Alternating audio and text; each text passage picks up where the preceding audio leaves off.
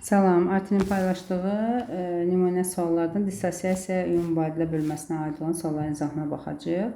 Deməli, birinci sualda deyir ki, suda həll olan maddə sülfat turşusudur və birlik 2 mərhələdə dissosiasiya eləyir. Birinci H2SO4 ilk mərhələdə 80% dissosiasiya eləyib və H müsbət üstəgəl HSO4 mənfi alınır. Sonra ikinci mərhələdə HSO4 mənfi iyonu 60% olaraq dissosiasiya eləyir və H müsbət plus SO4 2 mənfi alınır.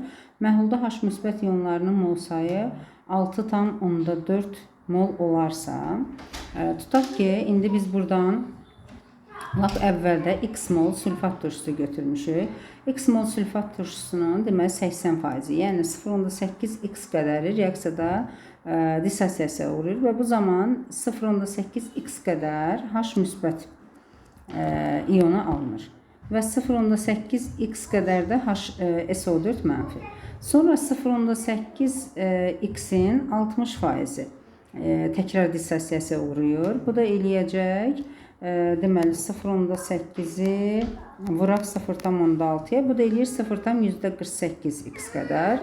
Yəni bu da ikinci mərhələdə və buradan da alınır 0,48 x qədər H müsbət və ümumi bunların cəmi, yəni 0,8 ilə 0,48-in cəmi eləyir 1,28 x və bu da 6,4-ə bərabərdir. Buradan tapırıq ki, x neçəyə bərabərdir? 6,4-ü bölürəm 1,28-ə, bu da eləyir x bərabər olur 5-ə. Yəni ilkin mərhələdə 5 mol sülfat turşusu götürmüşdük və bizdən soruşur ki, məhlulda HSO4 mənfi iyonlarının mol sayını hesablayın. HSO4 mənfi iyonları deməli 0,8 x qədər alınmışdı. Bunun 0,48-i dissosiyasiya uğradı. Onda 0,8 çıxılsın 0,48. Görə nə qədər qaldı? 0,8-dən 0,48-in çıxanda 0,32 x qədər məhlulda H müsbət, HSO4 mənfi iyonları qalmış olur. Və x-in də qiymətini 5 tapdığımıza görə 0,32-ni vuraq 5-ə. Bu da eləsin 1,6. Uyğun cavab olacaq birinci sualda Y variantı. Keçdik növbəti ikinci sualımıza. Deməli, reaksiya daxil olan maddələrimiz kalium hidroksid və ortofosfat turşusudur. Həcmi qatılığını verib, biz buradan neu bərabərdir CV düsturuna əsasən 0,4-ü vururuq 3-ə, bu eləyir 1,2 mol və 0,3-ü də 1-ə vuranda bu da eləyir elə 0,3 mol. Deməli, kalium OH və H3PO4 bu 1,2, bu da 0,3-dürsə, uyğun olaraq 0,3-ə ixtisar eləsək, yəni 1-in 4-ə nisbətində götürülüblər. Və alınan məhlulda kalium müsbət iyonlarının qatlığı OH iyonlarının qatlığına nisbəti. Deməli, kalium iyonlarının mol miqdarı zaten 1,2 mol idisə, burada heç bir çökmə falan baş vermədiyinə görə elə 1,2 molda qalır. 1,2 mol kalium müsbət, yəni əvvəldə də axırda da olduğu kimidir. Amma OH iyonlarının sayı azalır. Niyə? Çünki maksimum 3-ün 1-ə nisbəti. Çünki deyir normal duz alınır da. 3-ün 1-ə nisbətində reaksiya girir. Kalium 3PO4 alınanda və bu zaman da 3 mol su çıxmış olur. Yəni 4 mol idi. Tutaq ki, bunun 3-ü reaksiya daxil oldu. Yəni 75% reaksiya daxil oldu. Onda 1,2-dən 4-ə 3-dürsə, 1,2-dən görə nə qədəri daxil olmuş olur? 1,2-ni vururam 3-ə bölürəm 4-ə, bu da eləyir 0,9-u. Yəni axırda nə qədər qalır? 1,2 çıxılsın 0,9, yəni 0,3 mol OH mənfi iyonları qalmış olur. Və indi qatılığın hesablayanda bu mol miqdarıdır da, düzdürmü? Bizim tapdıqlarımız bu nüdür. İndi C-ni hesablayanda C bərabərdir nü bölünsün V düsturuna əsasən. Əvvəlcə tutaq ki, OH iyonlarının qatlığını hesablayıram. Bu eləyir 0,3 molu bölürəm ümumi həcmə, yəni 700 milliyə. Bu da eləyir 0,7, yəni 3/7. Və kalium iyonlarının qatlığı isə 1,2 molu bölürəm yenə də 0,7-yə. 12-nin 7-yə nisbəti, elə bunu da bu şəkildə saxlayaq, 12/7. Və bizə deyir ki, kalium iyonlarının qatlığının OH olan nisbətini tap. Yəni, X bərabərdir. Kalium iyonlarının qatlığı 12/7, bölürəm aşağıda da 3/7. Və bu 7-lər ixtisar gedəndə 12-nin 3-ə nisbəti, yəni 4 verəcək. Uyğun cavab olacaq A variantı. Keçdik. Növbəti 3-cü sualımızda 400 qram suda 180 qram miski sulfat tam həll edilib. Buradan yenidən yazım. Kuprum SO4 plus su elektroliz prosesi aparılıb. Və elektroliz prosesində biz bilirik ki, katodda mis, anodda oksigen, məhlulda da qalır H2SO4. Bura 2 yazsam, burada 2 yazıram, 2, 2, oksigen də oldu 1. Aha. Deməli, buradan baxırıq ki, bu zaman deyir 11,2 litr oksigen alınıb, yəni 0,5 mol. 0,5 mol oksigen alınıbsa, onda 1 mol da mis alınıb. Və ümumi məhluldakı azalma bu katodda və anodda toplananlardır. Məhlulda duzun kütlə payını deyir hesablayın. Əgər 1 mol kuprum alınıbsa, 1 mol da kuprum SO4, yəni 160 qram kuprum SO4 reaksiya daxil olub, elektrolizə uğradılıb. Onda 180-dən 160-ı gedir, 20 qram duzumuz qalıb. Bu bizim duzumuz. Ümumi məhlulumuz nə qədərdir? 400 üstə gəl 180, 580 idi. 580-dən çıxıram 1 mol mis, yəni 64 qram və 0,5 mol oksigen, yəni 16 qram. Bu da eləyir 80. Deməli 580-dən də 80 çıxanda ümumi məhlulum qalır 500. Bu oldu məhlulumun kütləsi, bu da oldu duzumun kütləsi və omeqanı hesablayanda 20-ni bölürəm 500-ə, vururam 100-ə. Bu da eləyir 4%. Uyğun olacaq Y variantı 3-cü sualda. Keçdik növbəti 4-cü sualımıza. Deməli, m qram A faizli natrium hidroksid məhlulu, m qram A faizli eyni miqdarda, eyni kütlədə, daha doğrusu məhlullar verilir və hər 3 məhluldan karbon qazı keçirilir.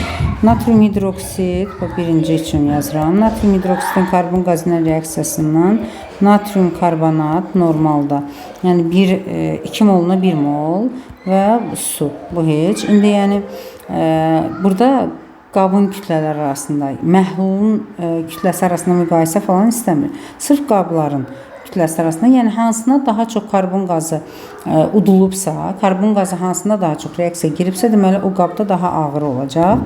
Sonra ikinci üçün yazıram kalsium hidroksid plus CO2. Burada 1-in 1-ə nisbətində reaksiyadır və kalsium karbonat suyun alınması ilə gedir. OH 2 dəfə deməcək 1 mol su. Sonra üçüncüdə isə baxacağıq. Əsas bu başlanğıc maddələr arasındakı nisbətdir bizim üçün. Deməli, kalium hidroksiddə də eynən, yenə də natrium hidroksid kimi 2-nin 1-ə nisbətində reaksiya gedir. Kalium karbonat və su alınmış olur. İndi burada deməli 40 qram, yəni 80 qrama 1 mol karbon qazı udulur. Bəs m qrama nə qədər udulacaq? M qram daha doğrusu məhluldur. Buradan m qram A faizli, görək neçə qram eləyir bu natrium hidroksid. Eyni kütlədə natrium hidroksiddir də hamısında. Lap elə m də yaza bilərik. Yəni eyni faizli olduğuna görə kütlə olaraq eynidir. M buradan nəyi tapırıq? Hər hansı bir x yazaq. Deməli, birinci üçün x bərabərdir. Yəni, udulan CO2-nin mol miqdarı olacaq m bölünsün 80. İkinci üçün eyni qaydanı hesablaşsaq 74-dür, 1-dir və m-ə də hər hansı bir y yazıram. Buradan da y bərabər olacaq. M bölünsün 74. Digərində 112-yə 1-dirsə, m-ə də hər hansı bir z yazıram. Z də bərabər olacaq. M bölünsün 112. Və indi hansının belə deyək, məxrəci kiçikdirsə, orada udulan karbon qazı da mol miqdarı olaraq daha çoxdur. Və onda ikinci qab daha ağır olacaq digərlərindən. Sonra 80 olan birinci qab və ən ağırı da olacaq üçüncü qab. 2 böyükdür 1, böyükdür 3. Uyğun cavab da olacaq 4-cü də C variantı. Deməli, ionların mol sayının zamandan asılılıq qrafiki verilir. Və magnezium nitrat, buradan yazaq, magnezium NO3 2, natrium sulfat və natrium nitrat. Bunlardan ibarət qarışıqdır. Suda həll edilib və ionların mol sayının dəyişməsi də göstərilib. Və deyir ki, kationun sayı anionun sayından 0,1 mol çoxdur. Nitrat ionlarının mol sayını hesabla. Əgər natrium 1,1-dirsə, ümumilikdə natrium ionlarının sayı 1,1-dir və onda magneziumu tutaq ki 1x olaraq götürürəm. SO4 0,3-dür. Belə çıxır ki, elə bu 0,3 imiş. 0,3-ün içərisində 0,6 mol natrium müsbət iyonu var. 0,3 mol da SO4 2 mənfi iyonu var. Bu SO4 tamamilə reaksiyada tapdıq, təyin olundu. Amma 1,1-dirsə natrium. Deməli 0,6-nın 0,5-i də buradan əmələ gəlib və buradan da aydındır ki, bu da 0,5 moldur. Və kationların mol miqdarı ilə anionların mol miqdarını indi hesablayaq. 0,5 molda NO3 mənfi var. İndi deməli x mol magnezium nitratdır. Tutaq ki, kationların mol miqdarını hesablasam, x üstə gəl 0,6 natrium, 0,5 də natrium buradan, elə birbaşa 1,1 yazım. X üstə gəl 1,1 bərabərdir. Anionların mol miqdarı 0,3, 0,5, elə də 0,8. Üzərinə gəlirəm, x-i vururam 2-yə, 2x və üzərinə də gəldim 0,1. Yəni 0,9 üstə gəl 2x. Və buradan x bərabər olacaq. Deməli 1,1-dən çıxıram 0,9-u, yəni 0,2-yə. Deməli magnezium nitrat da 0,2 moldur və bizə deyir ki, nitrat ionlarının mol sayını hesabla. 0,2 moldan 100% dissosiasiya ilə 0,4 mol nitrat ionu əmələ gəlir. 0,2 molda magnezium. Aha. İndi buradan hesablayaq. Deməli 0,4 mol NO3 buradadır. 0,5 mol NO3 də buradadır. Cəmi 0,9 mol NO3 mənfi iyonu alınır. Uyğun cavab 5-cidə D variantı. Keçdik növbəti 6-cı sualımızda. Deməli 6-cı sualda deyir ki, dəmir 2 nitrat, kalium xlor, natrium sulfat və natrium OH maddələr tam dissosiasiya edib və məhlulda qarışdırılandan sonra reaksiya axıra qədər gedib və təbii ki, buradan dəmir OH2 yəni çöküntü halında ayrılan bir dənə budur. Başqa heç bir çöküntü yoxdur. Nə dəmir xlorid, nə dəmir SO4 falan heç bir çöküntü olmadığına görə ancaq ferium OH2-dir. Onda bunu 2 mol götürsəm, bunun tərkibində 2 mol dəmir, 4 mol da OH gedir. Yəni 6 mol ion çökür. Bizə deyir ki, 6 mol çöküntü ayrılır. Aha. Deməli 6 mol çöküntü ayrılır. 6 mol çöküntü ayrılıbsa, bunun tərkibində deməli 6 mol dəmir gedib. Onda buradan götürək ki, başlanğıcda 6 mol dəmir 2 nitrat var imiş. Və 6 vur 2, 12 molda OH iyonu, deməli 12 molda natrium OH var imiş. Və indi OH-lar getdi, bu da dəmir də getdi. 6-nı vurdum, birinci qabda nə lazımdır bizə? Kation. Deməli 6-nı vurdum 18 mol ion eləyir. 24-dən çünki birinci qabda 24 idi. 24-dən 18-in çıxanda natrium, kalium xlora da qalır 6 mol ion. Deməli 3 mol da kalium xlor imiş.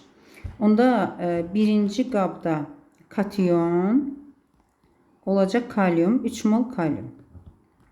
İkinci qabda da bizə lazımdır anion. İndi anionları hesablayaq. Ümumi 42 mol ion idisə, bunu 12 mol natrium OH-ın tərkibində 24 mol ion var. Və 42-dən də 24-ün çıxıram.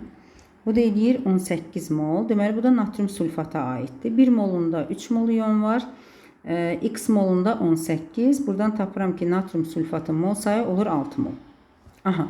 İndi bunun tərkibindəki mənə anionlar lazımdır. Çünki natrium OH-ın anionu yoxdur. 6 molda SO4 var. Bu da oldu bizim anionumuz.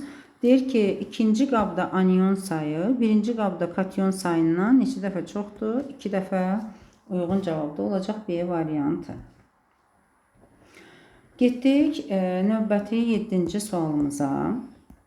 Deməli, maddə bir əsaslı turşudur və suda həll edilən miqdarı 2 moldur. 2 mol turşu. və alınan məhlulun həcmi 4 litrdir.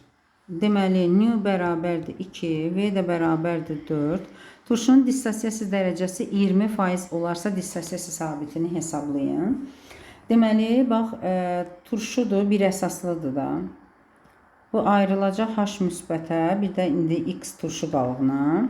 Bir əsaslısa bir mərhələdə dissosiasiya eləyəcək. Tutaq ki, 2 mol turşu götürmüşəm və başlanğıc sərt tarazlıq kimi yazıram. 20 dərəcə dissosiasiya o demək ki, götürdüyüm mol miqdarının 20% dissosiasiya eləyir və 2-nin də 20% eləyir 0,4 mol. Deməli, 1,6 mol artıq qalıb turşudan, dissosiasiya eləməyib. Və bu zaman 0,4 mol H müsbət, 0,4 mol da X mənfi əmələ gəlir və onda dissosiasiya sabitini hesablamaq üçün K bərabərdir. Necə ki, tarazlıq sabitini hesablayırıq. Məhsulların, yəni dissosiasiya nəticəsində alınan maddələrin qatılıqları həcmdə 4-dür də, hamısını 4-ə bölməliyik. Deməli, 0,4-ü böldüm 4-ə, elədi 0,1. Vururam 0,1 və bölürəm artıq qalan maddənin dissosiasiya etməmiş miqdarına. 1,6-nı da 4-ə böləndə 0,4. Onda buradan hesablayaq. 0,1-in kvadratı bölünsün 0,4. Bu da eləyir 0,025. Uyğun cavab oldu 7-də D variantı. Keçdik növbəti 8-ci sualımıza. 1-ci, 2-ci, 3-cü, 4-cü reaksiyalar verib. Reaksiya daxil olan maddələr natrium ortofosfat, argentium nitrat. Deyək ki, alınan çöküntünün rəngi hansında rəng doğru göstərilməmişdir. Səhv olanı istəyir. Buradan argentium ortofosfat alınır, sarı rəngdədir. Burada səhv göstərilib, ağ yazıblar. Sonra kuprum S qaradır, bu doğrudur. Ferium OH2 sarıdır. Ferium OH2 sarı deyil, bu yaşılımtıl qonur rəngdədir. Getdikcə qonurlaşan yaşılımtıl. Buradan da argentium yod, bu da sarıdır, bu doğrudur. Deməli, 1 ilə 3 yanlış göstərilib. Uyğun cavab 8-də C variantı. Keçdik 9-cu sualımızda. Hansı halda maddələr arasında baş verən reaksiyanın qısa ion tənliyi H və OH mənfidir, yəni ancaq suyun alınması. Baxırıq ki, buradan kalsium SO4 çöküntü alınmalıdır, qısa ion tənliyində yoxdur. Sonra buradan natrium H müsbət bizə verər, OH da verər və natrium ortofosfat çöküntü olmadığına görə ancaq su qısa ion tənliyində göstərilir, doğrudur. Bu qısa ion tənliyində göstərilməlidir, çöküntü yoxdur. Magnezium karbonat çöküntüdür, qısa ion tənliyində yoxdur. Barium xlorid çöküntü deyil, əmələ gələn su göstəriləcək ancaq, deməli 5 də doğrudur. Əvvəldə çöküntü yoxdur, axırda da başqa çöküntü yoxdur. Sudan başqa qısa ion tənliyində göstəriləcək heç bir şey yoxdur. Ona görə 2, 5 uyğun cavab olacaq. 9-da Y variantı. Keçdik 10-cu sualımıza. Deməli, duzlarımızı verib, suda məhlulda mühit, turş qələvi falan və hansı doğrudur? Birinci mühitlərə baxaq. Deməli, zəif əsas qüvvətli turşunun birləşməsindən əmələ gəlib, reaksiyasından əmələ gəlib. Deməli ki, burada mühit turş olmalıdır. Kalsium karbonat bizə suda məhlulda ümumiyyətlə mühit vermir, çünki çöküntüdür. Natrium sülfat zəif əsas və qüvvətli turşudan əmələ gəlib. Ona görə də mühit turşdur. Kalium sülfitdə də mühit eyni qayda ilə qələvidir. Deməli, ikinci variant buradan getdi, çünki 2 səhvdir. Sonra keçdik hidrolizin birinci mərhələsində. Hidrolizin birinci mərhələsində burada zəif tərəfə əsasən, yəni duz əmələ gəlir. Əsasi duz əmələ gələcək, bu doğrudur. Deməli, birinci ifadə hər ikisi doğrudur. Üçüncüyə baxıram. Zəif tərəf, belə deyək ki, duz əmələ gətirə bilmir. Ona görə də qələvinin, yəni duz əmələ gəlmir də, burada qələvi, zəif qələvi əmələ gəlir. O da zəif qələvi, yəni amonyak və su şəklində, yəni duz deyil.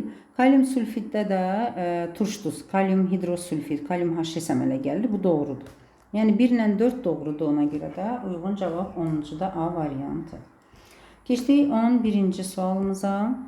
Fiziki sülfatın suda məhlulunda hidrolizin birinci mərhələsi. Onda yazıram kuprum SO4. Kuprum SO4 suda məhlulda hidroliz olunur. Birinci mərhələdə buradan əsasi duz, kuprum OH2 SO4 və mühitdə də olur. Turş mühit, yəni turşu alınır. Və əmsallaşdırsaq, bura 2, suya da 2 yazaq. Əmsallarımız tamamlandı. Bu indi molekulyar tənlikdir. Molekulyar tənlikdə əmsal cəminə baxsaq, 2, 2, 4, bu elədir 5, bu da biri oldu 6. Bu molekulyar tənlikdə əmsal cəmi 6 olaraq. İndi iyonlarına dissosiasiya eləsək, 2 mol kuprum 2 müsbət, plus 2 mol SO4 2 mənfi, 2 mol su olduğu kimi qalır, 2 mol kuprum OH müsbət, plus SO4 2 mənfi, plus 2 mol H müsbət və SO4 2 mənfi. Buradan 2 mol SO4'lər ixtisar getdi və yerdə nə qalır? Yerdə qalan hamısının əmsalları eynidir. Ona görə hamısını 2-yə ixtisar edirəm. Bu 2'lər ixtisar olunur. Və yerdə qalır kuprum 2 müsbət, 1 mol su, alındı kuprum OH müsbət və H müsbət. Və bu da oldu əmsal cəmimiz 1, 2, 3, 4. Burada da 4. 6 və 4 ümumilikdə əmsal cəmi olacaq 10. Keçdik 12-ci sualımıza. Deməli, duzumuz X hər hansı bir duzdur. Mol miqdarı N-dir və suda məhlulda iyonların mol sayda N qədərdir. İndi burada dissosiasiya dərəcələrini veriblər. Deməli, əgər tutaq ki 1 mol N-i 1 götürürəm də, 1 mol natrium karbonatdırsa, bunun 30% iyonlarına dissosiasiya eləsə, 1 molun hamısı tam dissosiasiya eləsə, buradan 3 mol iyon əmələ gəlir. Əgər 3 mol iyon əmələ gəlirsə, bu 100% dissosiasiyadır. Və 30% dissosiasiya ilə isə deməli, ixtisar edir 9-10 bölündə 0,9. Yəni, götürülən mol miqdarı ilə alınan iyonların mol sayı düz gəlmədi. Birinci yanlışdır. Yəni, bu şərti ödəmir. Alüminium sülfata baxırıq. 1 molu 100% dissosiasiya eləsə, buradan 5 mol iyon alınır. Bəs 20% dissosiasiya eləsə, nə qədər iyon alınacaq? Deməli, 100 ilə 20-ni ixtisar edirəm. Buradan da 1 mol iyon alınır. Deməli, onda 1 mol götürsəm, 1 mol da iyon alındı. Deməli, bu tamamilə şərti ödəyir. Keçdik kalium ortofosfata. 1 molundan, yəni 100% dissosiasiya eləsə 4 mol iyon alınmalıdır. Bəs 25% dissosiasiya ilə nə qədər götürülür? Yəni n bərabərdir 1 götürmüşəm. Hamısında n bərabərdir 1 götürmüşəm. Deməli 25-i də ixtisar yapan 4'ü 4'ə, bu da 1. Yəni bu da oldu n qədər. Deməli bu da şərti ödədi. Zaten 2 dənə variantımız var, ona görə cavab çıxdı. Barium xloridə də baxaq hər ehtimal. 1 molundan əgər 100% dissosiasiya eləsə 3 mol iyon alınır. 50% dissosiasiya eləsə onda 1,5 mol. Birində 1, bir digərində 1,5. Ona görə bu şərti ödəmir. Deməli doğru variant olacaq C variantı. Növbəti 13-cü sualda deməli ardıcıl birləşdirilmiş elektronis vannalardır. Yəni hər ikisindən eyni miqdarda, eyni anda, eyni miqdarda elektrik cərəyanı keçəcək. Birində mis-2 xloriddir. İndi buradan yazaq. Kuprum xlor 2. Ərintinin elektrolisidir. Buradan kuprum üstə gəl xlor 2 alınır. Yəni kuprum 0-dan gedir metal hissəyə baxsaq. Daha doğrusu 2 müsbətdən gedir kuprum 0 vəziyyətinə. Yəni ki 2 elektron alır. Plus 2 elektron. Daha sonra katodda, yəni reduksiya prosesi baş verir. Və ikinci maddəmiz üçün baxıraq. Alüminium xlor 3. Buradan da alüminium üstə gəl xlor 2. Deməli 1 molu ilə götürsəm 1,5 molda xlor ayrılır. İndi buradan da baxsaq, alüminium 3 müsbətdən geçib alüminium 0 vəziyyətinə, yəni 3 elektron almış olur. Katodda reduksiyası baş verdi. İndi deyir ki, hər iki vannada 4,1 qram metal alınır. İndi buradan tənasüblə quraq. 2 elektron keçidi baş verəndə, 2 elektron keçidi baş verəndə, deməli 64 qram daxil olubsa, metal alınıbsa, belə deyək, hər hansı bir x qədərdə də götürək, deməli nə olacaq? 64x bölünsün 2. alınır. Bu da eləyir 32x. Bu birinci metal.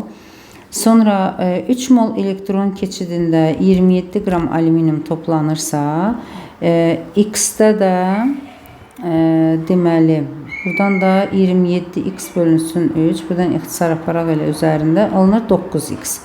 Bu da oldu ikincinin kütləsi və 32x ilə 9x-in cəmi də 4,1-ə bərabərdir. Yəni 41x bərabərdir 4,1, x bərabər olacaq 0,1. Yəni biz buradan kütlə olaraq tapmışdıq da. Bizə deyək ki, ikinci vannada ayrılan qazın həcmi. Yəni ikinci vanna deyəndə alüminium xlorid olan. Baxıram ki, 27 qram alüminium toplananda 1,5 molda xlor toplanır. 1,5 vuraq 22,4-ə eləyir 33,6 litr. Bəs x-i 0,1 tapmışamsa alüminium 9x-dir də. Yəni 0,9 qramda nə qədər toplanacaq? Hər hansı bir y yazıram. Burada indi buradan hesablayaq görək nə qədər qaz ayrılmış olur. 33,6-nı vururuq 0,9-a, bölürük 27-yə. Bu da eləyir 1,12 litr normal şəraitdə. Uyğun cavab da olur C variant.